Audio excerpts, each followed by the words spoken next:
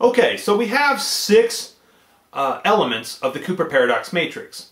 Now each 6 of those constitutes 3 paradoxes. So the first 2, 1 paradox, the second 2, another paradox, and the last 2, a third paradox. Together they all make 6. If we assume there is no paradox, then those 6 things are actually facts. I call them the 5.5 facts. We're going to have 6 parameters. That's just how we're going to move forward. One of them I said was questionable, so we're going to solve this in 2 ways. We're going to use 5 parameters, and then we're going to use 6 parameters. You'll get what I mean in a second.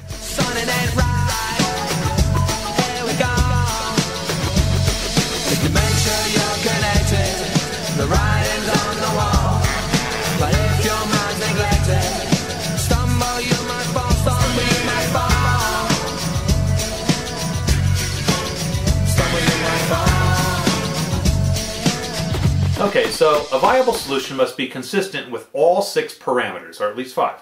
The 6th parameter really only reduces the potential of a third-party involvement. So we've distilled these down into 7 solutions. They must address each of all 6 of the parameters, or 5, adequately. These must be things that could feasibly solve the mystery. If it doesn't solve the mystery, it's not on the list.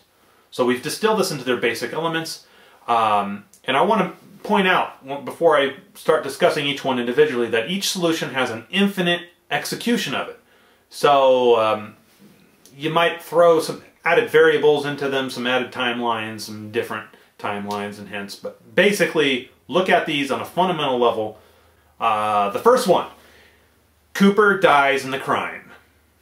Alright, so the money is with Cooper. Third party finds the money in 1979 and places some money in the Columbia River. Okay? Also, I'm going to point out that you may want to pause this video as you go or rewatch it, because it's going to get complicated later on if you don't quite understand what I'm getting at here. And I need to move quick, and only give me 10 minutes on these. Number 2, Cooper loses the money during the crime. So he parachutes out, the money is lost. Okay, so this is like the McCoy hypothesis, where he jumps out of the plane and the turbulence or whatever causes the bag and him to separate. He loses the money committing in the getaway, and the money's lost. Third party finds this cash in 1979 and then places some in the Columbia River. So if you agree that exposure to the elements needs to be less than 8 years, those first 2 solutions aren't even viable, because they involve the money sitting until 1979. The next solutions will remove that. Number 3, Cooper dies committing the crime. Third party finds the money in 1971, and I want to point out here, I use 1971 symbolically. The money can't be exposed for 8 years. It needs to be less than 8 years. So that money can't just sit on the ground indefinitely. It does need to be found at some point and moved. Okay, so in this scenario, third party finds the money in 1971. It can also be 1972 or 73. I don't know how long that money can go and still be in the condition that it's found in. And then they place some money in the Columbia River in 1979. Solution number 4. Cooper loses the money during the crime. So instead of dying, he just gets separated with the money.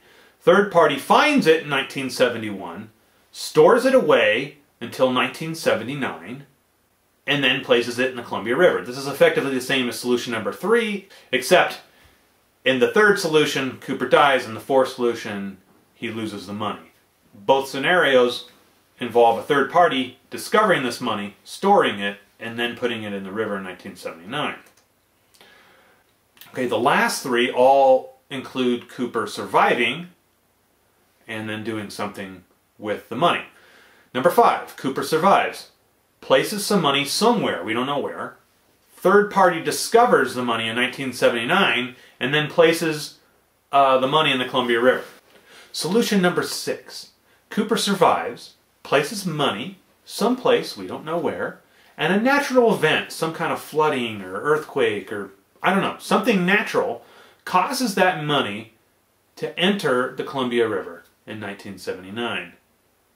And then the final solution, number 7, Cooper survives, places some money somewhere, and then in 1979 he himself places some money in the Columbia River. So we have 7 solutions. Like I said, there's an infinite number of sub-solutions in these, but I've distilled it down to its basic elements. And next we are going to get into which solution is the optimal solution. So stay tuned.